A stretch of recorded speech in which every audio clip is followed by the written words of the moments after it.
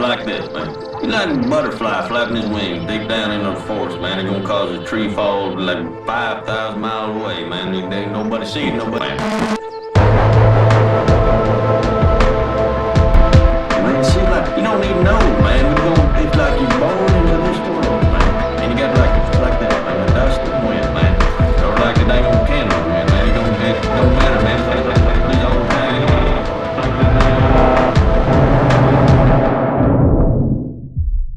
All right, Aydin Paladin, welcome to the Jay Burden Show. How are you doing? Hey, I'm good. Thanks for having me on. Like I said earlier, I said I'm good. I've actually got kind of a bad cold, so excuse me, my voice sounds a little bit wonky, or if I have to keep muting myself so that I have to cough. But I think it's better if I'm muted than if I'm coughing loud into the microphone. No, that's fair. I appreciate that. I hate nothing more in this world than audio editing. And if I don't edit it, my audience will chimp out at me. And so I appreciate your consideration. My apologies, though, for that. But hopefully it won't accidentally happen. It may. But if it sneaks up on me. But yeah, other than that, I'm good. How about yourself? I'm doing quite well. It is a very rainy, cold day in the American South, which I'll be honest, I appreciate because it's been unseasonably hot. But I'm just curious, obviously I've followed your work for a while, but some of my audience may not be familiar with you. So who are you and what do you do on the internet? I'm Aydin Paladin. I'm a YouTuber, I guess. I make videos that are about the intersection of social science, research and literature, and politics, or pop culture stuff occasionally, but they usually all intersect there. My side of things that I cover. I think that the first video I watched from you, and it was quite interesting, was actually about the statistics of sexual assault on college campus. Because, I was talking before that, when I first went to undergrad, I went to a very, very left-wing school. And the whole thing started off with this like long struggle session where they split all the men and the women up separately. And, there was this moment where this, shall we say, rather rotund woman came up to the front and, I'm slightly paraphrasing, but only slightly said, look to your right, look to your left. One of these people is a rapist, and then went into the statistics of sexual assault on college campus. And look, I'm by no means a social scientist, but I'm like, okay, this doesn't make sense. I think their number they were going with was between like 20% and 1 in 3, right? 1 in 3 typically is the one, and that's where she got her specific thing. Yeah, look to your left and right. Yeah. And I was just thinking, I'm like, look, I'm no expert, but I have talked to at least 3 women in my life, and that doesn't seem to add up. And you did a very interesting, it was about an hour and 20-minute long video on that. That was really, really helpful to me. And I passed it around my kind of, in real life friend group, and a lot of people got a lot from that. I know that's that's probably long out of your brain, but it was a really interesting video. And so if you're interested in those kind of, where those numbers and where those narratives come from, highly recommend the channel. Yeah, that's what I always try to do is that I have this background in academia. I left academia for a large number of reasons. The main one just being I got way too stressed out by it. And that didn't have anything to do with politics. That was just personal. It got too stressful into my doctorate. I still would like to go back sometime, maybe. But yeah, while I was doing nothing, though, I just essentially started taking a sabbatical. And while I was doing nothing, I really missed researching and teaching. So my dad encouraged me to just make a YouTube channel and start yelling into the void instead of like calling him up on the phone to complain about something. But what I try to do is, again, dig through the research because I have this training, so I might as well put it to use. And I think anyone can learn pretty easily how to read social science literature and other types of research. But it takes a lot of time to kind of get used to it and figure out what am I reading? What does this mean?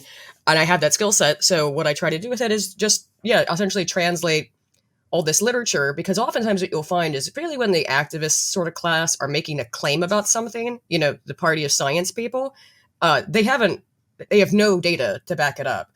Like I just did a video, my most recent one was on, the wokeness in video game stuff, specifically related to that new Dragon Age game that looks terrible. But that concept, because you've heard it probably repeated over and over again, going back to Gamergate, since we mentioned that before we started, that I need to see myself in the video game. So I need to there needs to be more Black, Indigenous, women of color, whatever, people with alopecia and obesity and, I don't know, weird deformities. None of the literature backs any of that up. so I just made a 2-hour-long video going through all of the data on video games and character creation and things like that. Nope, not a single shred of evidence to back that assumption up. So that's mostly, that's what I do. Just find a topic, usually one that's contentious at the moment, and then research it. Yeah, it's interesting you bring up the topic of representation, right? Because that's sort of faded, because at one point that was the issue, right? And I think that there was a lot lost in that discussion, because obviously it's always difficult to tell how much of this is a real good faith argument, because you dig in even one layer and you're like, well, the numbers you brought up don't support what you're trying to say. And so it basically just seems to be purely punitive, right? I don't like you, so I'll ruin this thing you like. And, again, I've kind of very deliberately divorced myself from any sort of like legacy intellectual property, because it's like, okay, how many times can I get really triggered that they ruined something? I'm the same way. It's just like, I'd rather just not support it at all. But it is very clear that there is just a certain amount of like pure malice in it. Well, they say as much pretty openly at this point. I mean, with the video game thing, it was the Sweet Baby and Kim Belair goes out there, says you have to force feed the picky baby gamers stuff they don't want to eat. And it's like, this is a bizarre way of going about running a business, which all of this is, but it's because they're backed up by these massive companies, and government sometimes. They're literally backed by government funding. So they don't care about whether or not their products succeed or fail. They make the money and get out of it. But yeah, I feel the same way. I can't even be. The last one was Doctor Who. That was the last one for me, and I just went, well, that's it. I just couldn't. I felt ever since then I've not been able to even care a little bit about. Oh, they're going to go ruin Star Wars again, I guess. Okay, but it is spiteful. It definitely is a spiteful thing. Of we've got power and we will abuse it because we hate you. Well, and I think that the perfect and perhaps the most recent example of that is 40K, right? Find a guy on the right wing who doesn't have a thing for 40K, I know. But, it was very clear, because and I don't want to get into kind of an autistic conversation about that, but the in-universe logic of that world is profoundly anti-liberal, right? Like, you literally can't have free speech or else hell will appear, right? So within the kind of like bounded rationality, that is the case. I mean, you get too degenerate and you summon an evil god. You create an evil god. Yeah, exactly, right? You can create a new Satan. Yes. 40K does have inherently a right-leaning view of the universe, I guess. Right. And so there's something interesting about that, right? You can use that to have certain discussions. But, the way that has been completely trampled, again, just to kind of, pry bar, current politics into it, look, we've seen this playbook run again and again and again. There's a really minor example of this. Did you ever watch that Netflix live action Cowboy Bebop show? You shouldn't. I didn't see it. I saw what I needed to see of it. You know what I mean? I got the gist. I forced my roommate to watch all of it with me. And I'll be honest, my primary motive was watching him squirm. I was saying, it sounds like a torture. It was for him. I had a good time. But it was, again, it's obvious that, these people kind of get off on it, right? Like, you have the main character, Spike Spiegel, who in the, the anime is very kind of like cool and, not one dimensional, but he is, the hero of it. And it was interesting to me how often that show deliberately humiliated him. Right, like put him in situations where it was very clear that he was, this bumbling buffoon and this idiot. And I mean, again and again, and actually you saw this. I mean, I didn't see this, but you can identify the same trend, I'll put it that way, with the recent Joker film, where they literally, I mean, I'm not going to say it for the sake of YouTube, but they subject him to a number. He had a struggle snuggle, let's say. Yeah, exactly. And it seems very clear that the motivation is, oh, you like this thing? Well, guess what? I'm going to make him gay and retarded. The director more or less just outright said that they didn't. I think it was the director said they didn't like that right-wing chuds liked the first Joker film because of its sort of, it spoke to men who felt excluded from society, which a lot of them have been, and told that, you're worthless, you're disgusting, you don't belong anywhere. And that movie spoke to them in a way. And of course they hated that. So then they intentionally made the second one which it should never have had a sequel in the first place. But they just made that movie just to spite you. And it is a lot of it is hatred. And I did a lot of research on that as to what motivates the left. And one thing that a lot of this stuff, and all of it's really power politics, but I was specifically looking at the psyche of psychological profile of people who tend to identify themselves as leftists. And what I found really consistently in the literature and the data was it's hate and spite. And most specifically, it is wanting to take other people's things.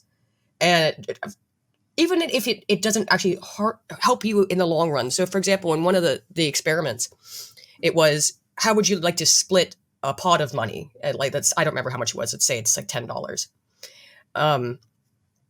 And how much do you have to split this money with another person? If you can't come to agreement, neither of you get the money. But what they would basically do, and they found this loaded entirely onto people who identified as Democrats, I think was probably the measure used there, or how do you vote, Democrat, conservative, liberal, whatever. People who loaded liberal Democrat voters would be willing to get less money in this trade game as long as the other person had less than they did. They were willing to go down to very low amounts of money, going up from like fairly high, I think like $10, all the way down to getting a dollar out of this exchange, just as long as the other person got less than they did. Well, I mean, and that's something you see all the time, right? In an anecdote from my personal life, I went fishing with my granddad the other day, and we're talking, floating down the river. And, he mentioned that there were, some people in his life, and he's a very conservative guy, very religious. And he mentioned the fact that after the election, they were really upset at him personally. Like they were saying nasty things to him, even though, you could probably guess pretty easily who he voted for, but he's like, I never brought it up. I never made it an issue. And, I think a lot of that is basically that same kind of spite you're talking about, where it's literally like, this doesn't matter if it benefits me in every way. It's basically just kind of striking out. And when you look at Dutton's kind of language about spiteful mutants, I think that bears out. And one of the things that I think is interesting, right, because you've talked about your path through academia, is perhaps the most interesting thing is the hatred that people who have degrees and have a lot of credentials have for the chuds, particularly if those chuds are more successful than they are. So I'm in the middle of this actually right now. So what a great segue, because I just found out, well, I like I said, I've got a cold, so I was laying in bed up until now, and I hadn't been on my computer and I hadn't been on Twitter. So I log into Twitter, and someone has tried to hack into my account. So I had to go through the whole two-factor thing. Why has someone tried to hack into my account? Because I have made them really big mad. Now, I have said something that on Twitter that I can only describe as viral. I don't know what else to say. I think right now, I know it had well over 1 million, 2.7 million views, 65,000 likes, right? Now, this has, what I said made people very, very angry.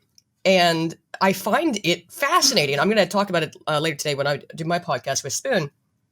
But someone said the election, roughly, if having a degree was a requirement to vote, and it shows, massive in favor of Kamala Harris. Trump only taking 38%. And I said, I retweeted and I said, speaking as a recovering academic, this elitism is why you're unpopular. And the abject rage, I mean, of so many of these people, and it was always the same kind of response. You're a stupid, uneducated hillbilly.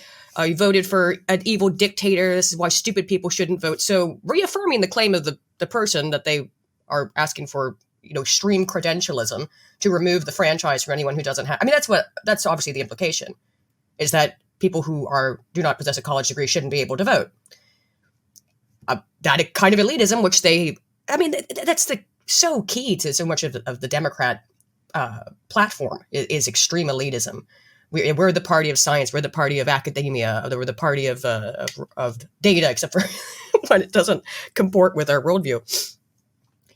And what I noticed also very consistently, not only was you're a big, stupid, uneducated hillbilly redneck retard. You can say that word again on YouTube, but I was shocked at how many of them called me it. Because again, all of these little rules that they put in place about language and things, well, they don't apply to themselves.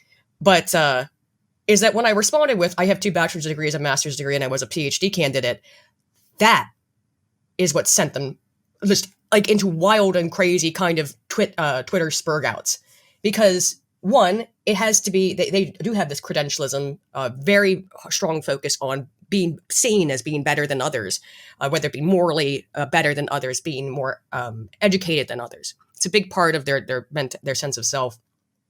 But then when they're wrong and they're not more credentialed, it just only further doubles down into showing how important this pointless credentialism is to them. Because really, what does a degree mean? And today, and for a long time, most people who have degrees in completely worthless things. I do too, because I wanted to go into academia, into research. So my degrees don't work for a lot of things besides research. But, it's like acting as if everybody who's got a degree is a doctor or a lawyer or a physicist. No, most of y'all have degrees in English, okay? So yeah, it was fascinating that, and it was interesting you brought that up, because I just experienced this to the point where, again, they're trying to hack into my Twitter account. They're that mad over just saying this is why you're unpopular. Well, and I'll put it that way. I'll put it this way, right? I've again seen this anecdotally, right? I have there's someone in my broad social circle, right? The same guy who doxed me, right? And he is an academic working for the government. And he is flipping out about this idea that, they're going to bring, shall we say, private sector hiring and firing standards to the government. And basically everyone else in this social circle feels no sympathy for him whatsoever, right? Because it's like, well, one, what do you do? Two, why should I pay for it? And three, you're an absolute miserable elitist, right? It's like there's a reason that people want to do this, and it's not just that it's a waste of money, although that's a big part of it. It's that there's this perceived kind of sense of social superiority that goes along with it, and at least you could make an argument, right? If you had gotten a PhD in 1915. Right. That was a very elite thing. A very small percentage of the population could do that. And so, you know what? Fair enough. Maybe a little bit of elitism was your due. Justified. Sure. Yeah. Right. Now where it's like, I've been to college and I looked around my classroom and came to the conclusion that this is not an elite undertaking. And I know people with, MBAs or PhDs, and they are by and large not impressive people. If anything, the exception is people who were impressive before. There's a certain point where it's like, okay, like you can be elitist if you can actually do something. And, the system is so fundamentally broken, right? It's effectively become like a collection of sinecure positions where, you get paid for, adhering to kind of state ideology. And it's no shock at all that those systems are just hemorrhaging prestige. Well, yeah, and I've looked at that relatively recently. I cover a lot of topics that are related to academia because I have a vested interest in it. And I mean, there was that huge scandal, of course, with the president of Harvard, Claudine Gay, where it had found out that she was a serial plagiarist. She had her entire CV was basically stolen. And what was more interesting is, and her name's going to escape me right now, I can already tell it, but a one woman that she had stolen so much of her work from was another Black woman, and who's actually rather based. She's been on like a bunch of conservative sort of talk shows and things. I think mostly, and not like super mainstream ones, but she's been on a lot of right wing sort of talk shows. And the president of Harvard stole her research, just flat out copy and pasted huge segments of her work. Wow. Openly and publicly excoriating her. And so again, it's just, these people who have been put in these extreme positions of power. I mean, president of Harvard, what at one point was the most esteemed academic institution in the US, is a serial plagiarist who's never had an original idea that she's put to paper. So, and their work sucks too, but just in general, it's like sloppy on top of that. I read her whole CV. Well, one of the interesting dynamics over the past, really since No Child Left Behind, but it's been going on longer than that, is the amount of money in education from the primary to the postgraduate level that goes to administration and these kind of secondary functions instead of the actual educators. I mean, there's a graph going around, and this was tracking elementary education, but let's say it tracks to to the other levels as well. It basically said since the year 2000, student total is up around 3-4%. Teachers are up around 3-4%. Administrators are up 90%.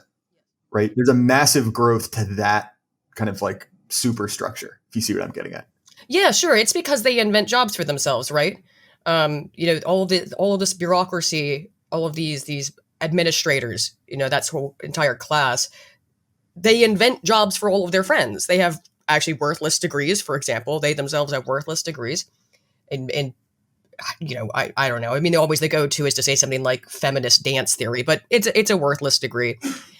And they have placed themselves, and some of them get placed into positions of power, and they just invite all of their friends. They massively expand the administrative bureaucracy class, and then they just kind of suckle off the teat of whether it's government funding or private funding, while not actually doing anything. I mean, it's like every office is full of this too. All of like these whole HR departments that are just people who do nothing besides complain. Well, it's funny that you bring that up. I explained it to you, and my listeners are probably sick and tired of hearing about it. My critical theory of video games professor. In addition to teaching that, she was also a Shakespeare scholar and a professional clown. And I actually can't tell, is the latter one a joke or not, or was she actually a clown? Oh, it is most definitely not a joke. I have the photos. One of my friends a while ago, supporter of the podcast, basically said, "Hey, look, I'm in school. I have access to all of these academic papers. Do you want to go read her work?" And I was like, yes, of course I do. And we found out that her thesis was about clowning in Shakespeare and the feminist implications of that. I swear to God, I've actually come across this. That sounds, I don't know, maybe it's all bleeding together at some point. Because, it is so, a lot of this stuff is so derivative. But well, it very well might be. But the point is it's like, that's kind of an old hackney joke, right? You can imagine someone like Rush Limbaugh saying that. And then you dig in and you're like, oh, that wasn't a joke. That was a literal reading of what these people do. So I had a video taken down. I've only ever had one video actually properly taken down and removed. And the reason why was for harassment and or something to that. I was bullying someone. Now, who I was bullying was there was a paper that was apparently I was bullying these academics, these adults who published a paper publicly. It's still published. It's not been retracted. I mean, they published it in some worthless feminist rag, but still. It was titled "Attack Helicopters and White Supremacy." So I had to read this study, obviously, and it's just... Can I guess what the thesis of this paper was from the title? Yes, go ahead, please. Okay. The thesis of this is, by making "I identify as an attack helicopter" jokes, white supremacists are indicating that they view queer identities as something worthy of ridicule. Yeah, more or less that's what it got to, but it's actually even funnier with how it happened. They wanted to study... I believe that the stated goal was the first author on it is a transgender female to male who I just have to tell you their name because it sounds like a joke. I mean, it sounds like you're making a dick joke. Their name is Finn Johnson. Okay, that's. I mean, if you're if you're a female to male, what are you doing? That can't be their name. It absolutely is. That's their not their dead name. That's their chosen name. You could have picked anything.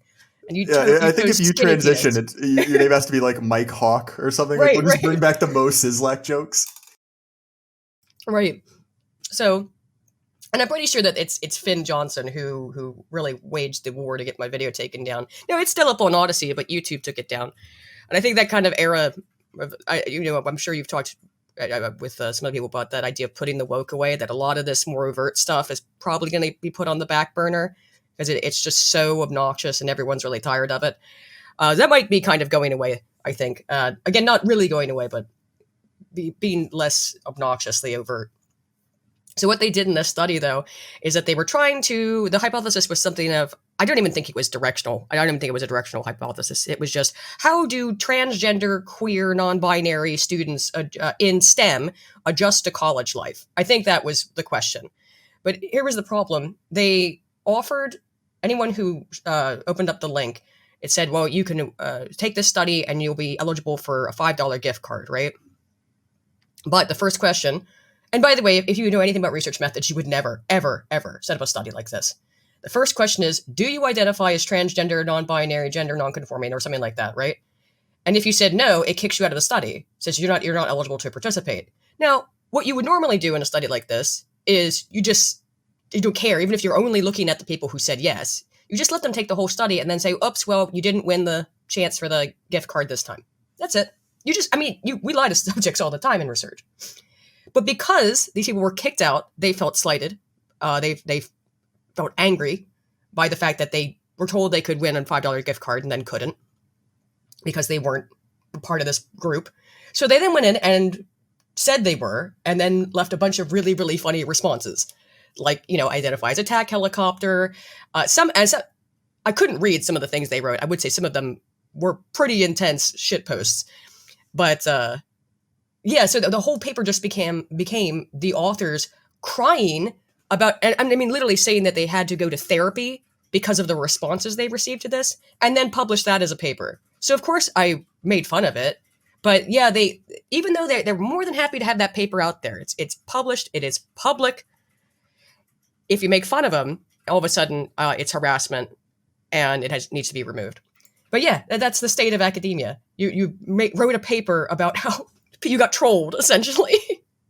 Well, I'll put it this way. I developed really strong antagonism towards my university because I was there during COVID, right? And because of my medical choices, I had jumped through a lot of hoops.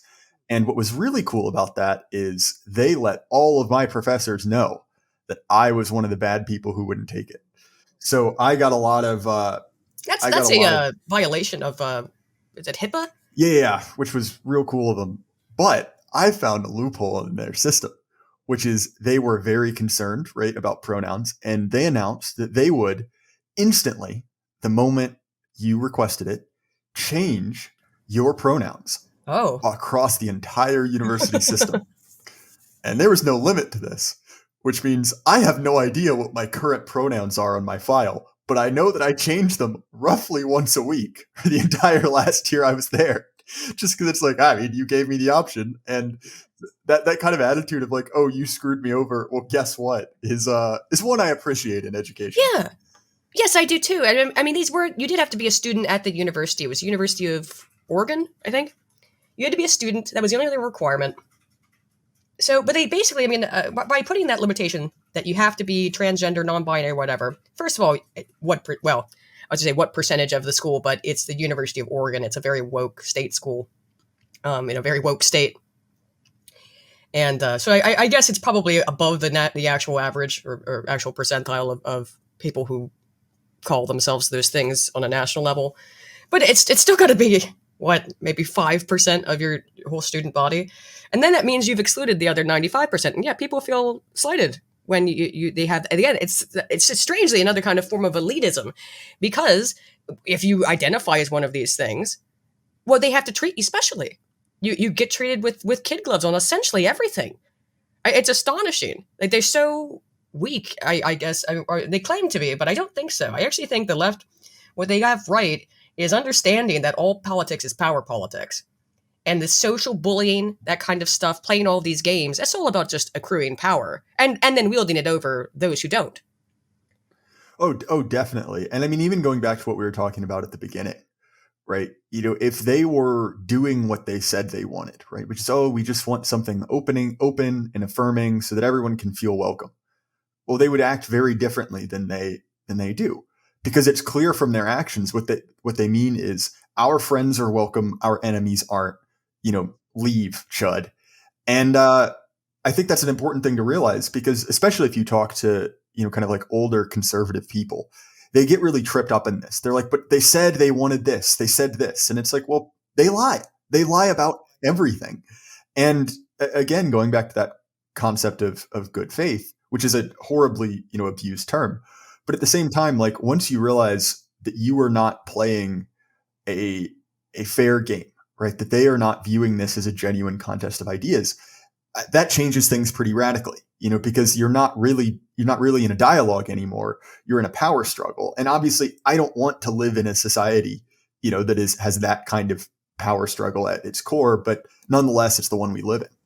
Right. It happened to me just the other day, actually. I made the mistake of giving a leftist the benefit of the doubt. He said he wanted to debate me on abortion. And I said, fine. So I show up when he asked me to. He then informed me it's not going to be live streamed, which I should have taken that. I mean, it's one thing, again, like in this case, it's different. But with somebody who is asking you for a debate, it should be live streamed, because otherwise there could be chicanery. And guess what? There was chicanery. What he did was he recorded it. I was also recording it. I have my recording, but he's now threatening to sue me if I release it, because he lives in a two-party consent state and he's not saying he doesn't consent.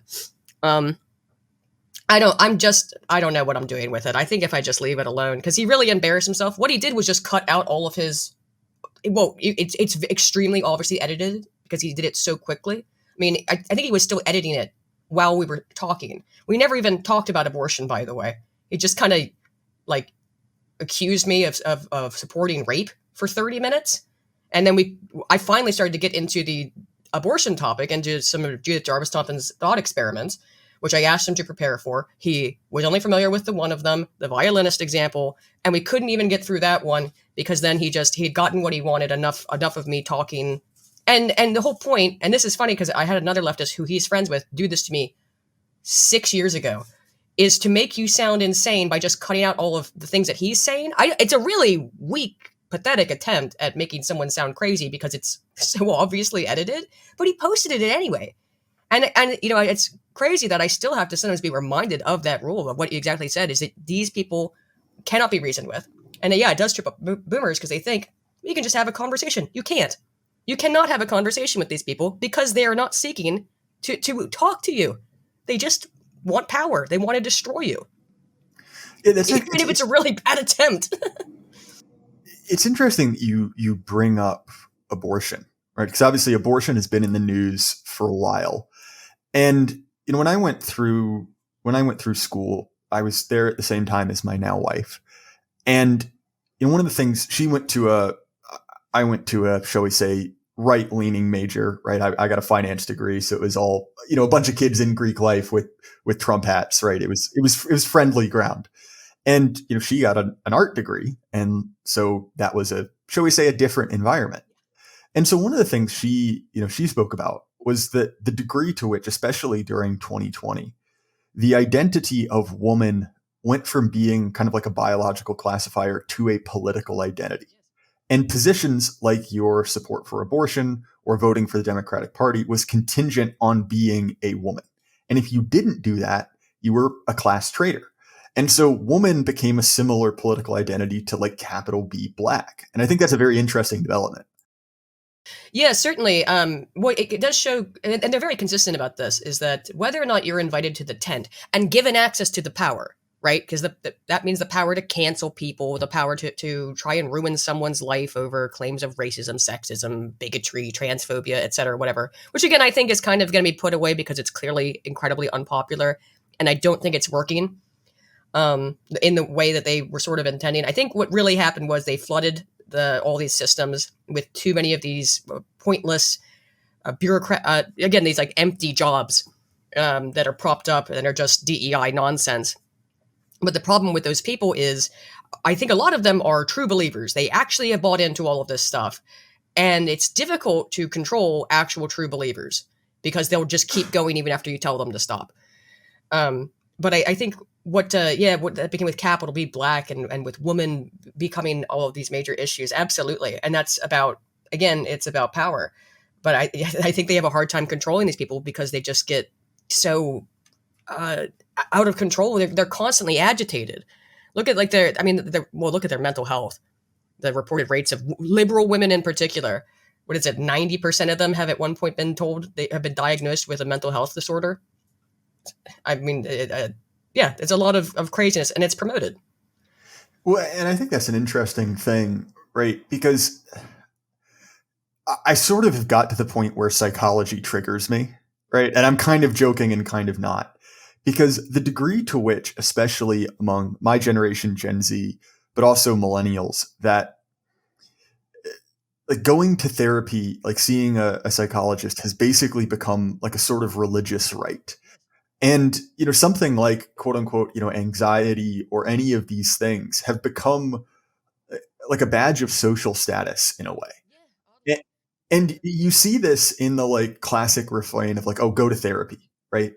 And again, I've been married for a while now, but I see my friends, and they'll show me things from dating apps, right? And it'll be like, listing requirements for a potential date, and it'll be things like goes to therapy, right? Which is really weird, because if you really did adopt the whole like model of mental health as analogous to physical health, like if you listed in your like criteria for a date like regularly sees a pulmonologist, right? It just does not make sense at all.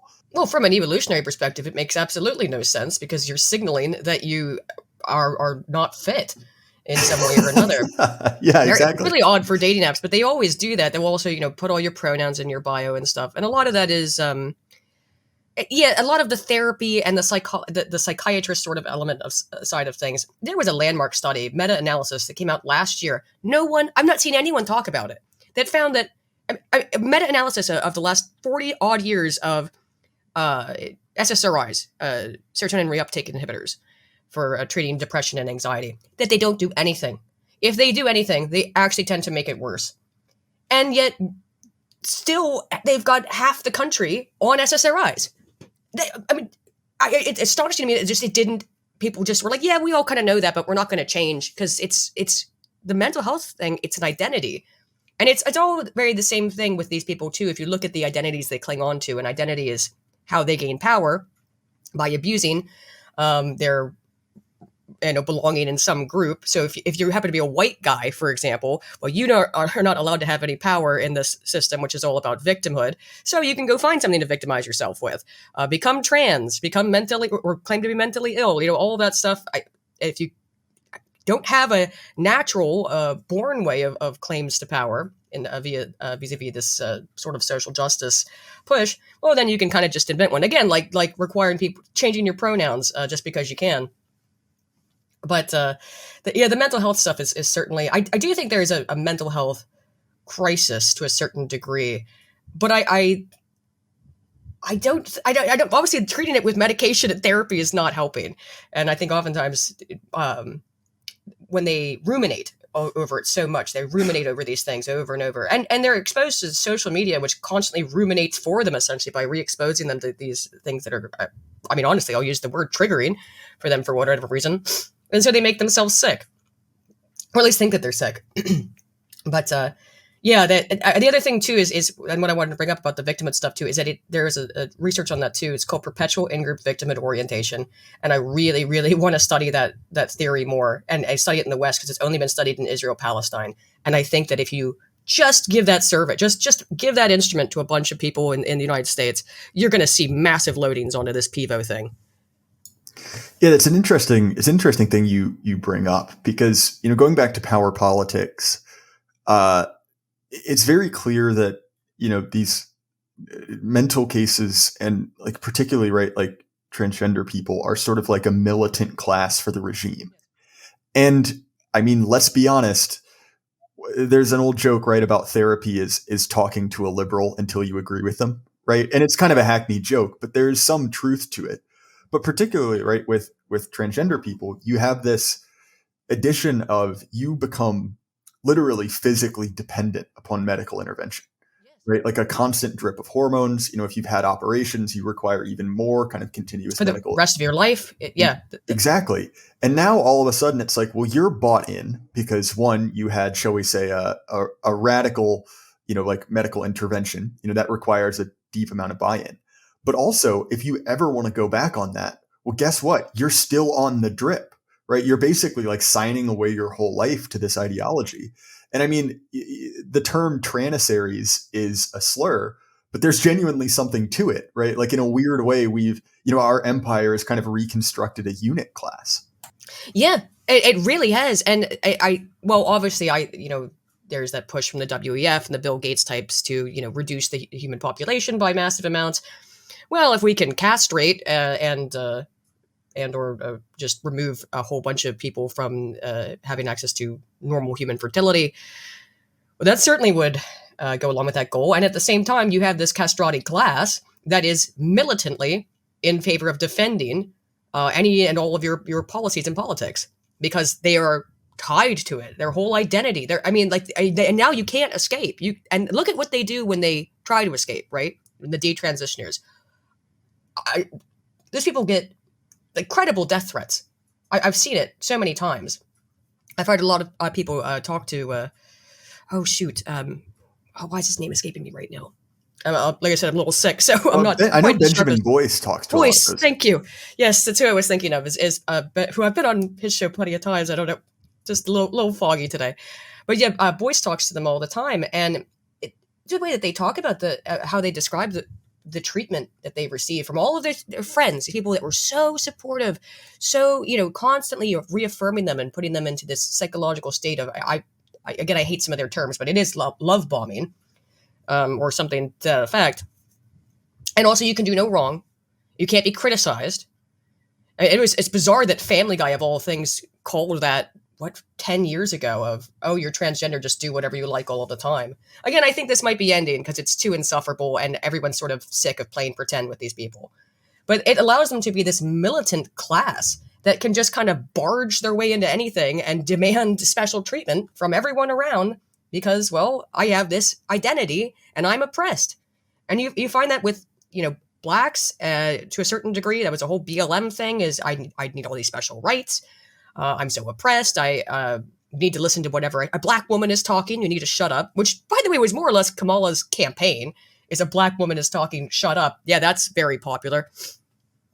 I feel like you could put quotations around both black and talking in that sentence if it was coming from Kamala Harris. Yeah, true. But this actually brings up an interesting question about identity, right? Because effectively, when we're talking about what is the most beneficial to the people in power, right?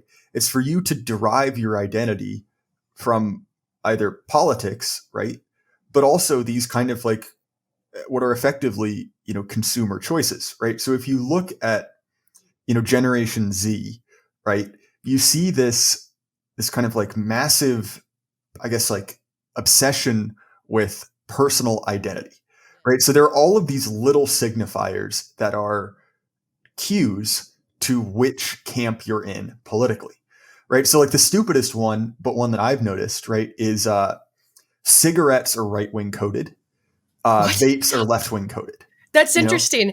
It is funny. I mean, I was at a conference, the WITAN, about 2 months ago now, and everyone there is smoking, I do smoke a vape. I'm smoking a vape right now, but it is, I've noticed that too. What a weird one. It's such a strange, I think it's because there's been some research that shows that actually tobacco is a testosterone enhancing. Yeah, I'm not super... super in depth on the research. I'm a degenerate nicotine addict, and so yeah, me too. I believe it. I don't know if it's true, but it's a cope, right? And the other great example, right, is Zen has become effectively synonymous with Tucker Carlson. Obviously, he's starting his own. That's so weird. Yeah, it's strange little things like that. I mean, there's the big obvious ones like pronouns in bio, flags in bio, all that kind of stuff. Traditional sort of symbols of ideology. A flag is about as classic as it gets. But yeah, that Zens have become right-wing coded for some reason. Well, right, and those are the easy examples to hand, but there are dozens more, right? You could go down the list and find them. And I think that, that speaks to the degree to which, so many people have kind of lost their, intrinsic identity. And if you look at the things that people historically have gotten their sense of identity from, it's things that are, to a certain degree, limiting to your freedom, right? It's like, where are you from, your family, your church, your nation. And all of those they do provide a strong sense of identity, which someone like Carl Benjamin would refer to as thick, but they, in a very meaningful way, they restrict your personal freedom.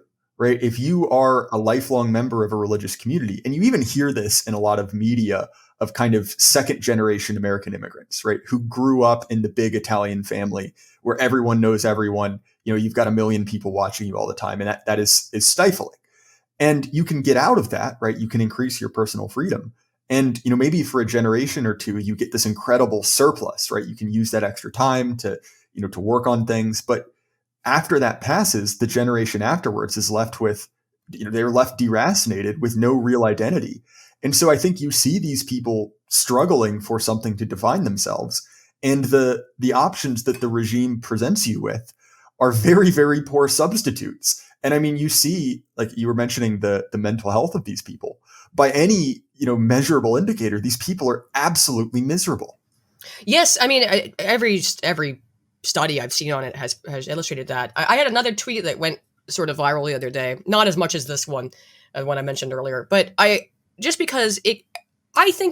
think I am in part responsible for the profligation and endemic sort of nature that has become the weights at all analysis graph. I'm sure I imagine you've seen it. It's that heat map of where liberals place their moral concern versus where conservatives. Yeah. So this is the idea of like telescopic philanthropy, but explain it for my viewers. So what it is that, and I hate that I have to constantly explain how the study, the methodology of it, because if I don't, I will get these cookie cutter responses from leftists who do not understand it, don't want to understand it, and try to reframe what the study is finding. So people were given, I don't remember the exact number, but let's say 20 moral concern points. This is how much care that you have to give for things.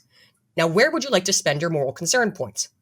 At the center, closest to you, I mean, it's like you, and then spreading out of degrees of separation, like your closest family, your closest friends, your distant family, your distant friends. You see, and we go on in a logical way of expanding out, and it's like your pets, or sorry, not pets. I think animals comes in later. And then it's like nation.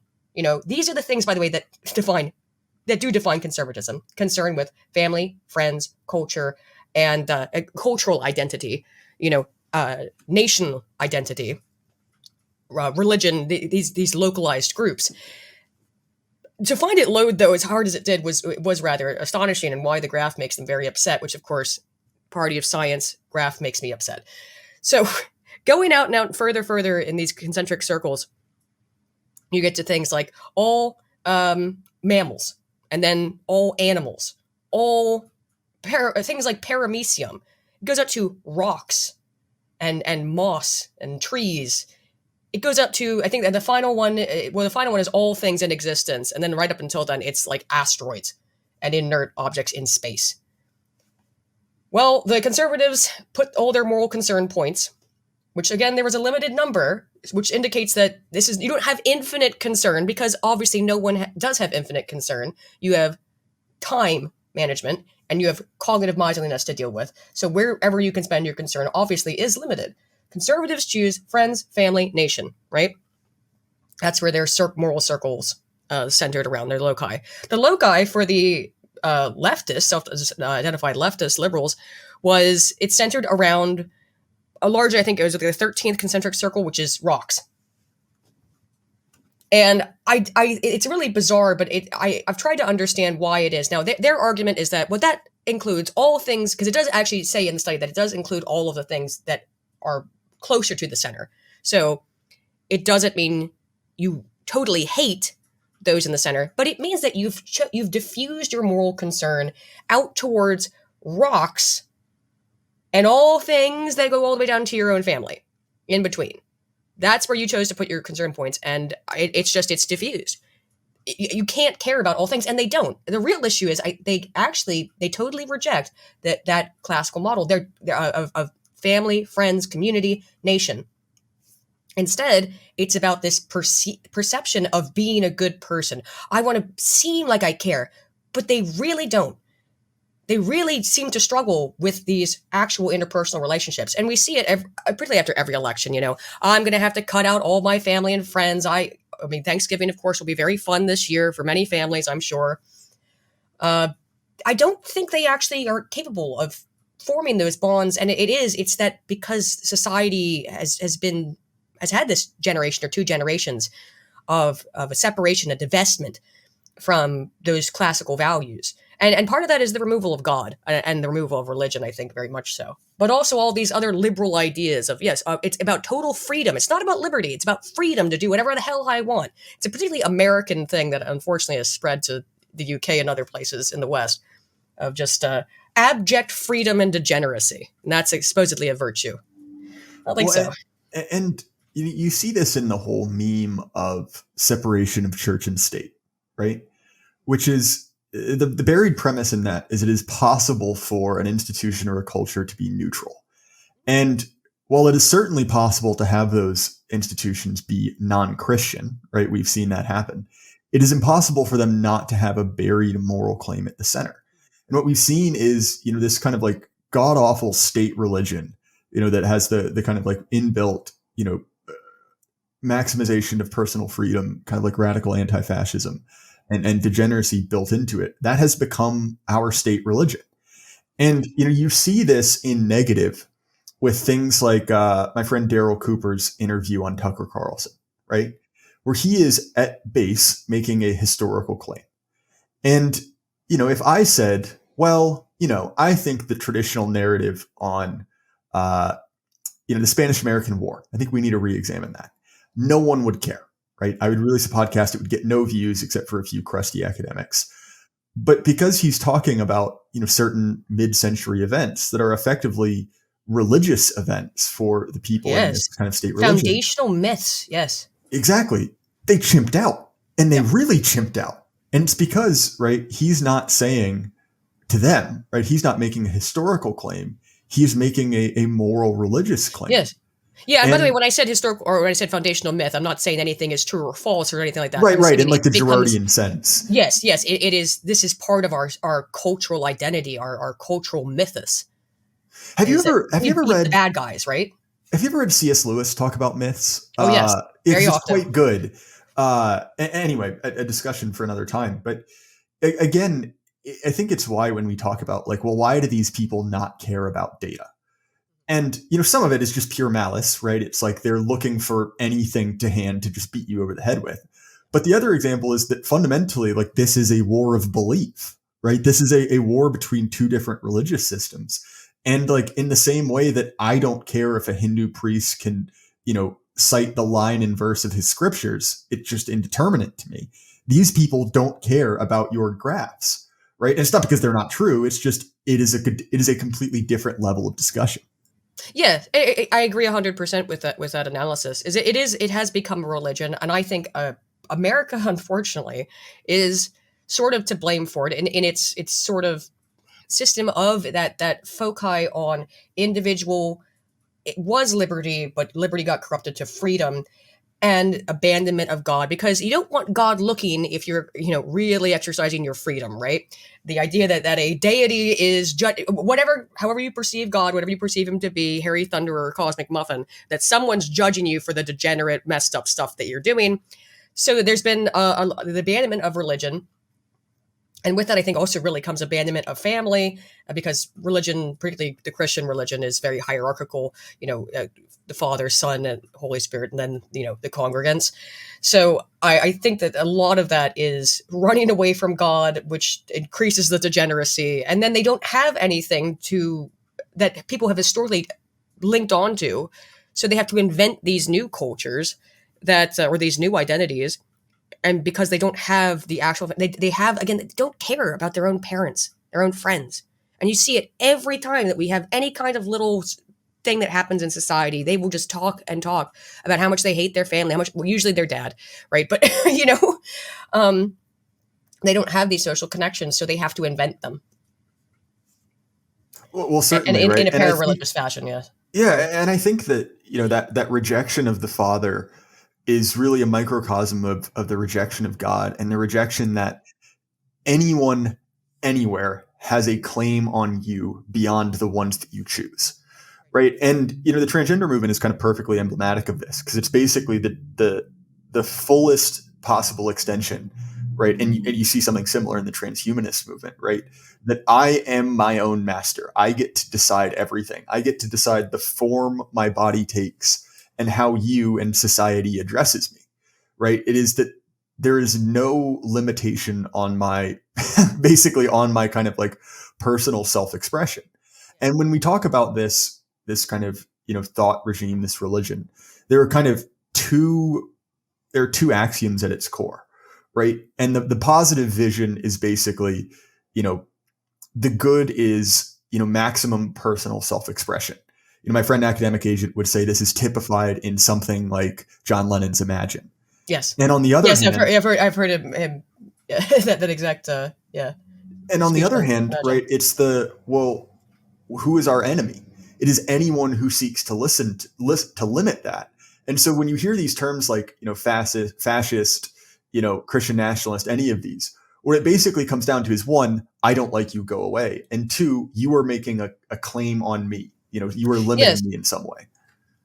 It's fundamentally, it is, not only is it para-religious, it is actually fundamentally religious, I think. Now, I've got a lot of criticisms recently of Dr. James Lindsay, who I used to be quite friendly with, but I don't know what's happening there. Welcome to the club. I think I do know what's happening there, but I won't get into it. But what he did...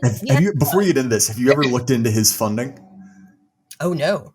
I'll put it this way. With your research skills, look into his funding, because I've been working with some friends on this, and it takes about 45 minutes of research to find some very, very interesting conclusions. Anyway, I'll leave that there.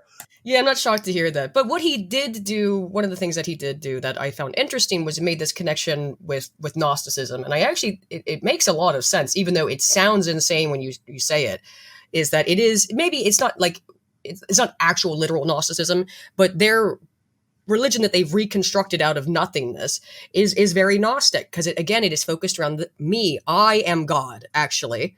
I'm the center of the universe. And that's why it's all of this, like, this navel gazing, constantly me. I have to see myself in the video game, as I was saying earlier. I have to be represented. It's all about me. And I also think that a lot of it is their obsession with this, with deconstructing everything, is, if Lindsay's hypothesis on this is right, and it's at least an interesting hypothesis, that they believe that they just deconstruct everything, all social norms, all social hierarchy, that they will become gods in some sense, because there's nothing holding them back now. Unlimited freedom. Now I can escape from the pleroma and the evil godhead that is Yaldabaoth, who's keeping me here in this horrible body. And definitely with transhumanists, you see that, right? I mean, that's literally how transhumanists describe it, is that their body is a trap. It's exactly what Gnostics thought. That the physical form is you're trapped in it against your will. Very, very similar. And transgender ideology also talks about it that way, that you're trapped in this body you didn't ask for. Well, I mean, what else is gender dysphoria? Right. Yeah. Well, Aydin, this has been a really fun conversation. Oh, yeah, I'll have to absolutely have you back on, but we're approaching time. If people want to find you in your work, what's a good way for them to do that? Sure. It's Aydin Paladin on Twitter. It's Aydin, Paladin, the way that's normally spelled, and on YouTube. And the next thing I've got, I do a podcast with my co-host Spoon, who you had on recently. Tonight, actually, we usually do it on Wednesdays, but I'm sick, so and he apparently had other things to do yesterday, so it worked out swimmingly on that. But usually on Wednesdays at 8:30 p.m. GMT, whatever your time is in the US on that, I think -5 for EST. And then, I just do videos on my Aydin Paladin channel. They're big, long. I try not to make them too boring. I put memes in them. Just investigations into different areas of social science. The next one I'm doing, which is going to be hopefully well-timed in the aftermath of the election, is toxic positivity, which is the idea that people lie to themselves and say, everything's okay. That this is fine meme, right? Sitting in the burning building. And I think that was kind of what happened with a lot of regular people, not the oligarchy, but the regular people regarding the Kamala's chances in 2024 of winning was just real. Let's just pretend none of this is actually happening. And then, when that gets shattered, it turns out first of all, toxic positivity is not good for you to do. Don't lie to yourself about reality. Turns out, surprisingly, it's not great. But I think that now that the little illusion's been shattered, that's why you're seeing so much of the extreme meltdowns that we are seeing, because people, they really, I mean, it's been, I haven't checked it in a few days, but last time I checked, there'd been over 8,000 suicides. Well, that's That's just horrible. I feel It very is sad. bad about it. I feel that too. You know, I actually, you know what? I meant to bring this up and I just didn't. We'll have to save it for another time. But I'm really curious to hear your thoughts on the 4B movement again for another time. Yeah, That's kind 'cause of I've a got some thoughts. fascinating development.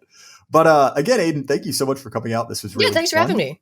As far as my stuff, you can find the Jay Burden Show on Apple, Spotify, YouTube, anywhere you listen to podcasts. If you want to support us, I have cryptocurrency links down in the description.